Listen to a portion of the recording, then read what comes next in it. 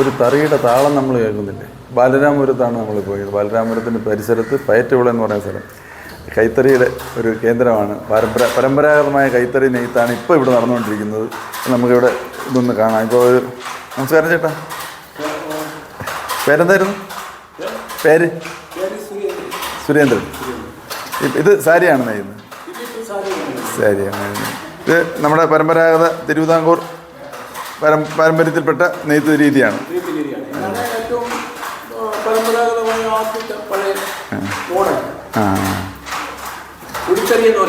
കുഴിത്തറി. കുഴിത്തറി എന്നാണ് ഇതിന് പറയുന്നത്. പക്ഷേ ഈ താളം അടി കേൾക്കുന്നത്, തറിയുടെ താളം കേൾക്കുന്നത്, ഈ കടകട സൗണ്ട് കേൾക്കുന്നത്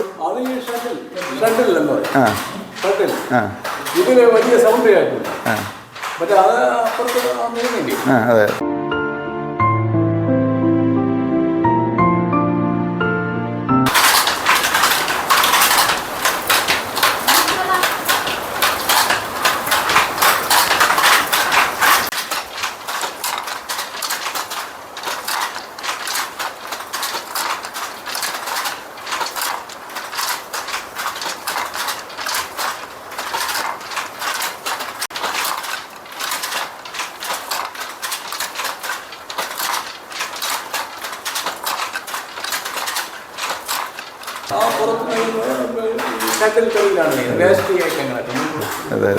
ഇതിപ്പോൾ നമ്മളിങ്ങനെ ഒരു കുഴിയിൽ ഇരുന്നോണ്ടാണോ നിൽക്കുകയാണോ നിങ്ങൾ?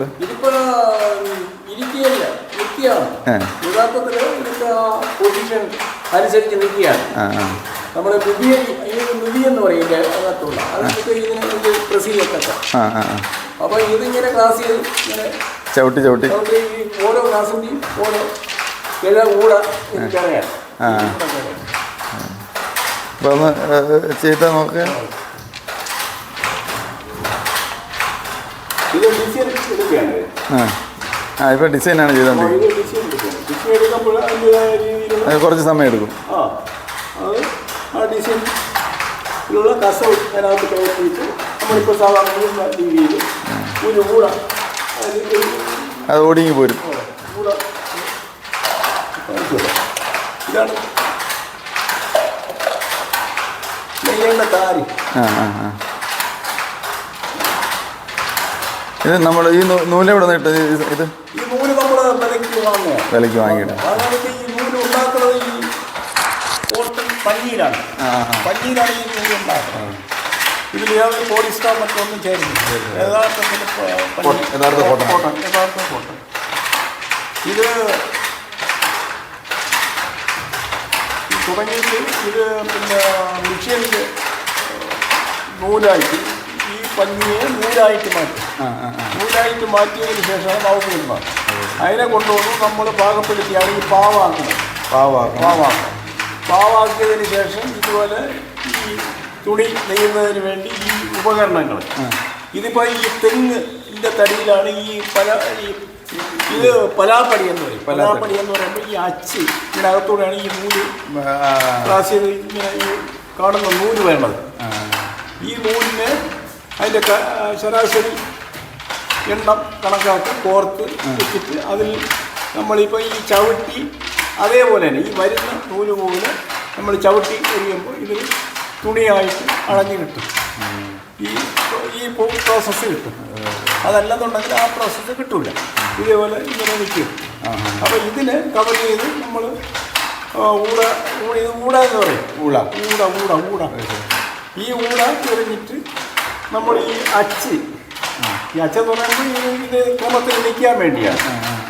അപ്പോൾ ഇതിന് ഇവിടെ ഇങ്ങനെ ഒരു കാര്യം രണ്ട് വിരുന്ന് താഴുന്നു. എന്നിട്ട് ആ ഊടെ നമ്മൾ അടുപ്പിക്കുന്നു.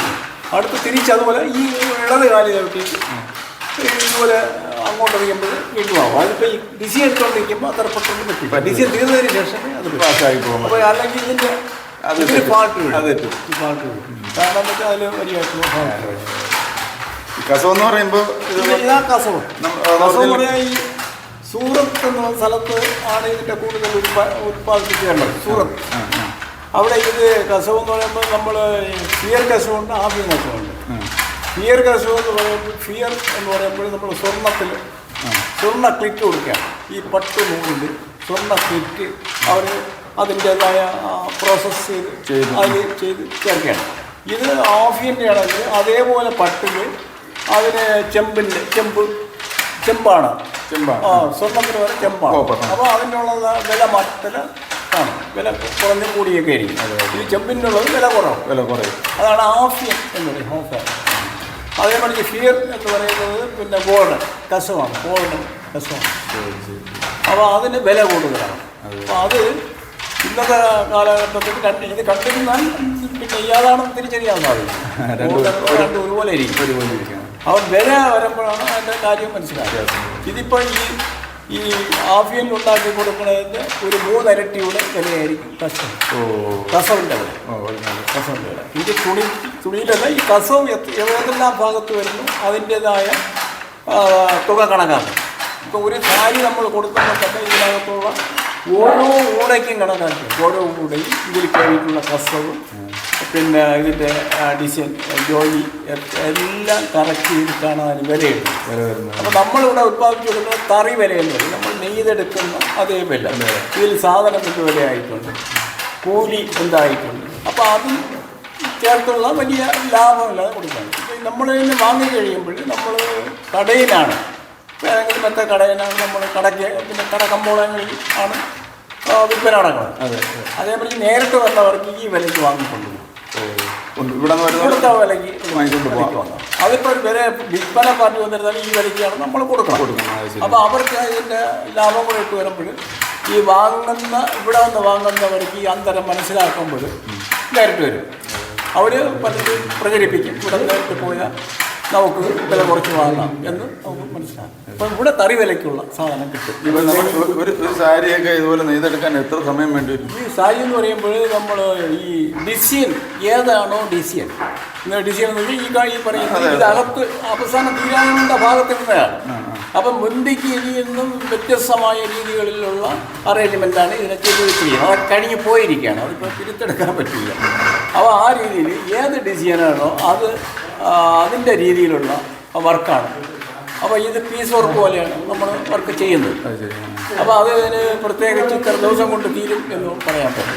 അപ്പോൾ ഇത് നമ്മൾ ഉത്പാദിപ്പിച്ച് കൊടുക്കുമ്പോൾ ഈ നേരത്തെ പറഞ്ഞതുപോലെ ഡിസിഎൻ എത്ര ആയിട്ടുണ്ട്, എത്രയായിട്ടുണ്ട്, ഇതിൽ ഈ ഇവിടെ കര വെട്ടുണ്ട്, കര എന്നുവെച്ചാൽ ഈ കസ കൊണ്ടുള്ള കര, ഇതിനൊക്കെ എന്തുമാത്രം പിന്നെ നമ്മൾ ജോലി ചെയ്തിട്ടുള്ള കൂലിയുടെ കണക്ക് കൂട്ടി ഇതിൻ്റെ മെത്തം ചിലവിൻ്റെ ഇതും കൂടെ കൂട്ടി ആണ് ഒരു സാരിക്ക് വരാറില്ല. അപ്പം ജോലി ചെയ്യുന്നതെന്ന് പറയുമ്പോൾ നമ്മൾ മിഷ്യൻ വർക്കല്ല. അപ്പോൾ അല്പം ഒന്ന് നമ്മൾ മടിച്ചാൽ അത്രയ്ക്കും സമയം താമസിച്ചു. അപ്പോൾ നമുക്ക് ഉദ്ദേശം പറയാം 5-8 ദിവസം ഉണ്ടോ 10 ദിവസം ഉണ്ടോ തീരുമെന്ന് പറയാം. ചിലപ്പോൾ അതും കൊണ്ട് തീരില്ല, 12 ദിവസം സമയം എടുക്കും. അപ്പോൾ അത്രയും സമയം എടുക്കുന്ന ഈ സാരിയൊക്കെ എത്ര രൂപയ്ക്ക് വിൽക്കാൻ പറ്റും? ഇത് വിൽക്കുന്നതെന്ന് പറയുമ്പോൾ നമ്മളെ കൂലി എന്ന് പറയുമ്പോൾ ഈ പറയുന്നത് പോലെയുള്ള പൊതുവെയുള്ള കൂലി കിട്ടും. പൊതുവെ ഇന്നത്തെ മറ്റ് രീതിയിലുള്ള മറ്റ് ആളുകൾക്കുള്ള തൊഴിലനുസരിച്ചുള്ള കൂലി കിട്ടില്ല ഇപ്പോൾ. അപ്പം നമ്മൾ ഇതിൽ പിന്നെ ഇരിക്കണം ഇല്ല പറഞ്ഞു നമ്മളിപ്പോൾ ഇതിനെ ഈ പറയുന്നത് അനുസരിച്ചാണെങ്കിൽ കുടിൽ വ്യവസായമായിട്ട് ജീവിത മാർഗത്തിന് വേണ്ടി ഈ തൊഴിലുറപ്പ് പോലെയൊക്കെയുള്ള അതുപോലെയൊക്കെയുള്ള കൂലിയെ ഇതിൽ ഇടുന്നുണ്ട്. ആ കൂലി ഇട്ടാണ്, അല്ലാതെ തന്നെ ബിസിനസ് നടക്കില്ല. കൂടുതൽ നമ്മൾ പിന്നെ ഇതിൻ്റെ സാധന വലിയ കാര്യങ്ങളൊക്കെ വരുമ്പോൾ ഇത് പിന്നെ മറ്റ് പാർട്ടി വരുമ്പോൾ അവർക്ക് വിലയിൽ ഒരു വിലയായിട്ട് താല്പര്യപ്പെട്ട് സാധനം വാങ്ങാനുള്ള ഒരു അഭിരുചി ഉണ്ടാവണം. അതില്ലെങ്കിൽ അവർ അതിൽ പിന്മാറിക്കും. അതേമറിച്ച് മില്ല് ഉടമകളിലും മറ്റുമൊക്കെ ഉൽപ്പാദിച്ച് വരുമ്പോൾ വില കുറവായിരിക്കും. പക്ഷേ സാധനം ഇതല്ല, സാധനത്തിന് വ്യത്യാസമാണ്. അപ്പോൾ സാധനം നമ്മൾ ഉൽപ്പാദിപ്പിച്ച് ഭംഗിയായിട്ട് കൊടുക്കുമ്പോൾ ഇതിൻ്റെ ഒരു കൂലി എന്നുള്ളത് ഒരു ശരാശരി ഒരാൾ രാവിലെ ഒരു 8 മണി മുതൽ വൈകുന്നേരം ഒരു 5 മണി വരെ ജോലി ചെയ്ത ഒരു 400 രൂപ അത്രയ്ക്കുള്ള കൂലി. അപ്പോൾ ഇത് ഒരു പരമ്പരാഗതമായ ഒരു കൈത്തൊഴിലാണ്. ഇത് അറിയാവുന്നവർ മാത്രമേ ചെയ്യാനും പറ്റൂ. അത്രയേ ഉള്ളൂ. ഇത് അറിയാവുന്നവർ മറ്റു പണികളൊന്നും ചെയ്യാനും കഴിയില്ല. അല്ല, ഇത് പിന്നെ ഇത് അറിയാവുന്ന ഈ ഐറ്റം കൂലിയുടെ വ്യത്യസ്തത്തിന് ആരും പഠിക്കുന്നില്ല. പഠിക്കാത്ത കാരണം കൊണ്ട് പിന്നെ ഇത് ഇപ്പോഴും അസ്തമിക്ക് പോവുകയാണ്, മറ്റു തൊഴിൽ മേഖലയിലേക്ക് പോവുകയാണ്. മറ്റു തൊഴിൽ മേഖലകളിലേക്ക് ഇത് പോയിക്കൊണ്ടിരിക്കുന്ന ആളുകൾ. അപ്പോൾ പുതിയ തലമുറയിൽ നിന്ന് ആരും വരുന്നില്ല. ഇപ്പം നിങ്ങൾ പുതിയ തലമുറയിൽ വരുന്നില്ല. ഏകദേശം പ്രായമുള്ളവരാണ് ഈ പണി ചെയ്തുകൊണ്ടിരിക്കുന്നത്. പ്രായമുള്ളവരാണ് ഈ പണി ചെയ്തത്. പക്ഷെ അതേ മറിച്ച് ഈ ഷർട്ട് ഇതിൻ്റെ ബാക്കിൽ കാണുന്ന സൗണ്ട് കേൾക്കുന്നില്ല, അതേ രീതിയിലുള്ളതിൽ ഈ പിന്നെ യൂണിഫോം പീസുകളൊക്കെ ഉത്പാദനം ചെയ്യുന്നുണ്ട്. അത് പിന്നെ വനിതകൾക്കും പിന്നെ പിള്ളേർക്കും ഒക്കെ അത് ഉപകരിക്കുന്നുണ്ട്. അങ്ങനെ ഉള്ള ഒരു തൊഴിലുറപ്പ് കഴിഞ്ഞിട്ട് അതിൽ നിന്ന് അല്പം കൂടെ ഒരു മെച്ചപ്പെട്ട വരുമാനം അതിൽ നിന്ന് കിട്ടുന്നുണ്ട്. അതിൽ നിന്ന് കിട്ടും. നമ്മൾ ഇവിടെ 2 തരയും ഉപയോഗിക്കുന്നുണ്ട്. ഇവിടെ 2 തരയും മറ്റേ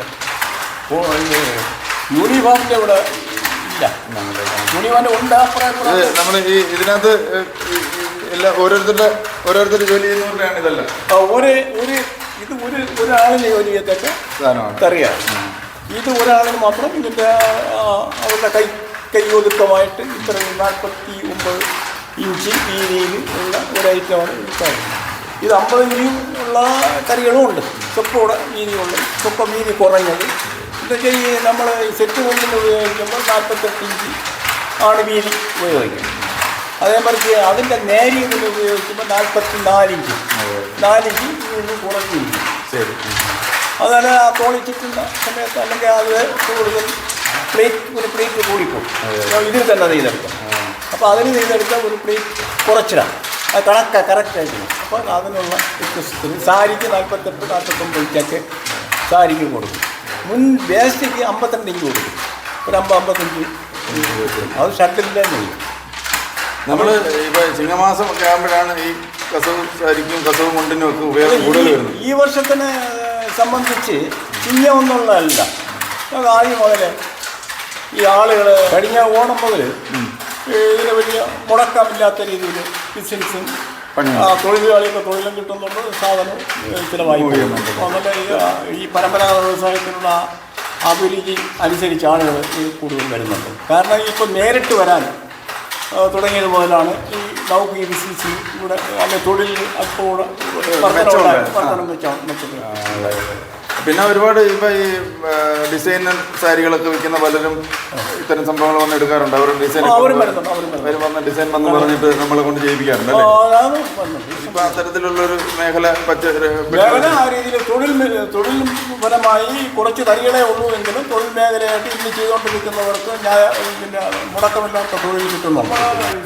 എല്ലാം ഈ കണ്ണിൻ്റെയും കാലിൻ്റെയും കയ്യുടെയും ഇല്ലാത്ത ഒരു മനുഷ്യൻ്റെ എല്ലാ അവയവങ്ങളുടെയും പ്രവർത്തനമായിട്ട് വളരെ ശ്രദ്ധയോടുകൂടി. ഇതിപ്പോൾ ഇതിൻ്റെ പ്രധാന പ്രശ്നം തന്നെ ഈ വാങ്ങിക്കാൻ പറ്റുന്ന കസ്റ്റമേഴ്സ് തന്നെ യന്ത്രത്തറയാണോ കൈത്തറയാണോ എന്നുള്ളത് തിരിച്ചറിയാൻ പറ്റുന്നില്ല എന്നൊരു ചെറിയ പ്രശ്നമുണ്ട് അല്ലേ? ഇല്ല അത് ഇതിലല്ല. ഈ പരമ്പരാഗത വ്യവസായമായ ബാലനാവരം കൈത്തറി എന്ന് പറയുന്ന ഐറ്റം ഇതല്ലാതെ കുത്താമ്പള്ളി എന്ന് പറയുന്ന സ്ഥലത്തുണ്ട്. അവർ നെയ്ത് വരണത് ഇപ്പോൾ ഈ മെഷീനിലും നെയ്യുന്നുണ്ട്, ഷട്ടിൽ നെയ്യുന്നുണ്ട്. അത് ഒരു സൈഡ് ഈ ഡിസൈൻ നമ്മളിപ്പോൾ എടുക്കുന്ന ഈ ഡിസൈൻ ഇതേപോലെ തന്നെ മറുവശം വരിക. മറ്റത് അതല്ല, ഒരു സൈഡേ കിട്ടുമ്പോൾ അത് ഡാവി വെച്ചുള്ള ഉള്ള പ്രവർത്തനങ്ങളൊക്കെയാണ്. അത് എളുപ്പത്തിൽ പണി നടത്തിക്കൊണ്ട് പോവുക, എളുപ്പത്തിലുള്ള ഇതാണ്. അത് ഊരിയെടുക്കാം. ആ ഡിസൈനിലുള്ള ഊരി ഇത് അങ്ങനെ ചെയ്യാൻ പറ്റും. ഇത് നമ്മളിപ്പോൾ നെയ്ത് കോർത്ത് വെച്ചിരിക്കുന്ന പോലെ അവിടെ തന്നെ ഇരിക്കും. ഈ 2 വശവും ഇതുപോലെ തന്നെ അടിവശമുണ്ട്. അത് ഇതിന് മാത്രമേ കിട്ടൂ, വേറെ ഒന്നും കിട്ടുകയില്ല.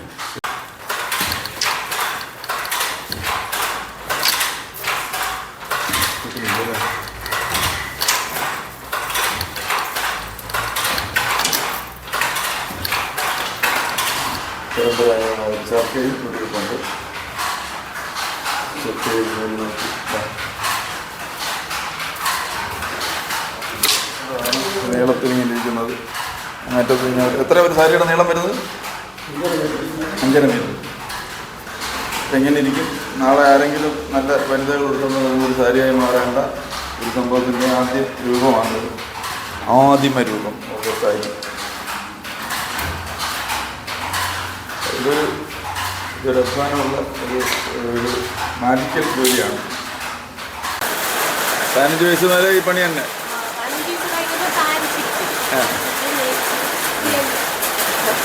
ഇപ്പോഴും ജോലി തന്നെ ചെയ്യുന്നു.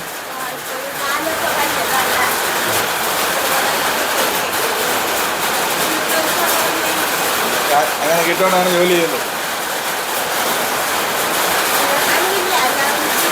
പുതിയ ആളുകളെ കിട്ടാനും ഇല്ല, നമുക്ക് വേറെ പണിയില്ല.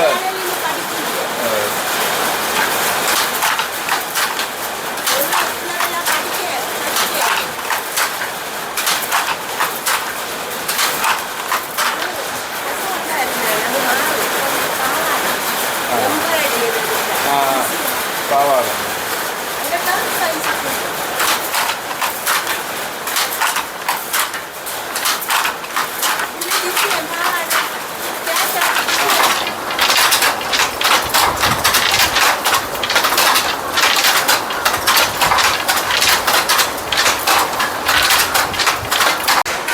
ഇത് പുഷ്പ ഹാൻഡ്ലൂം ബാലരാമപുരം പയറ്റുവിളയിലാണ്. അത് പരമ്പരാഗത കൈത്തറിയായ കുഴിത്തറിയിൽ നെയ്യുന്ന കുറച്ച് കലാകാരന്മാർ, അങ്ങനെ തന്നെ അവരെ പറയണം, കലാകാരന്മാരോടൊപ്പമാണ് നമ്മളിപ്പോൾ ചിലവഴിച്ചത്. നമ്മളിവിടെ അടുത്ത സ്ഥലത്തേക്ക് പോവുകയാണ്. ശരിക്കും നമ്മുടെ ശരീരത്തിനും നമ്മുടെ കാലാവസ്ഥയ്ക്കും അനുയോജ്യമായ തുണിത്തരങ്ങളാണ് ഈ കൈത്തറികളെന്ന് പറയുന്നത്. അത് വാങ്ങിച്ച് ധരിക്കാൻ കഴിഞ്ഞാൽ ഇപ്പം വില കൂടുതലായിരിക്കും മറ്റ് വിദേശ വസ്ത്രങ്ങളെക്കാൾ. അപ്പോൾ അത് ധരിക്കാൻ കഴിഞ്ഞാൽ ആരോഗ്യത്തിനും ശരീരത്തിനും നല്ലതാണ്, നാളേക്കും നല്ലതാണ്, ഈട് നിൽക്കുകയും ചെയ്യും. അതുകൊണ്ട് ഈ ചിങ്ങമാസത്തിൽ, അതായത് തിരുവോണം വരുന്ന ചിങ്ങമാസത്തിൽ ഏറ്റവും കൂടുതൽ ഉപയോഗമുള്ളത് നമ്മൾ ഇത്തരം കൈത്തറി വസ്ത്രങ്ങൾക്കാണ്. അല്ലെങ്കിൽ കോടി മുണ്ടുകൾ, കോടി സാരികൾ, സെറ്റ് സാരികൾ ഒക്കെയാണ്. അതിന് നമുക്ക് ആശ്രയിക്കാവുന്ന ഒരു സ്ഥാപനമാണ് പുഷ്പ ഹാൻഡ്ലൂം. ആവശ്യമുള്ളവർ വാങ്ങിച്ചുള്ളൂ. ഞങ്ങൾ അടുത്ത സ്ഥലത്തേക്ക് പോവുകയാണെങ്കിൽ ഒപ്പം കൂടണം.